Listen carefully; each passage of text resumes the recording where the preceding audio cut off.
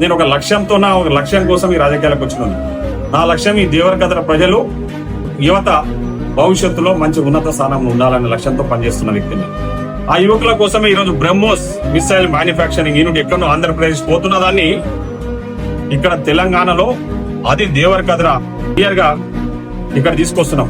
ఆ BrahMos missile manufacturing సంబంధించిన department అధికారులందరూ కూడా వాళ్ళొక కండిషన్ పెడితే మాకు దాదాపు 400 ఎకరాలు మాకు అవసరం ఉంది ల్యాండ్, అది కూడా ప్రభుత్వం ఉచితంగా ఇస్తేనే మేము ఆలోచన చేస్తామని చెప్తే నేను ముఖ్యమంత్రి గారి దగ్గరికి వెళ్ళి, అన్న నా నియోజకవర్గ ప్రజలు బాగుపడతారు, మా యువతకు మంచి ఉపాధి అవకాశాలు దొరుకుతాయి, మీరు దయచేసి ఇది ఒప్పుకొని ఫ్రీ ఆఫ్ కాస్ట్ లా ఉచితంగానే ల్యాండ్ ఇస్తామని చెప్పేసి మీరు ఒక లెటర్ ఇవ్వండి గవర్నమెంట్ నుంచి అని చెప్పేసి నేను ముఖ్యమంత్రి గారిని రిక్వెస్ట్ చేస్తే, నా రిక్వెస్ట్ మేరకే ముఖ్యమంత్రి గారు పెద్ద మనసుతో ఈరోజు 400 ఎకరాలు మేము బ్రహ్మోస్ మిసైల్ మ్యానుఫ్యాక్చరింగ్ యూనిట్ ఇక్కడ మా దగ్గర దేవరకద్రలో పెట్టడానికి ఉచితంగా ఇస్తామని లెటర్ ఇచ్చింది.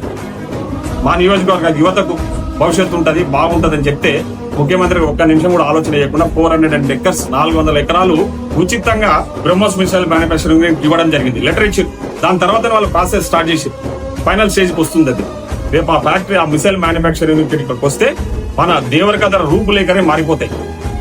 అది కాదు నా ప్రయత్నం, దానికోసంగా నేను తాపత్రయపడుతున్నది. నేను ఎమ్మెల్యే గెలిచిన పైసలు సంపాదించుకునే సార్ నేను ఆలోచన చేస్తలేను, నాకు ఆలోచన లేదు.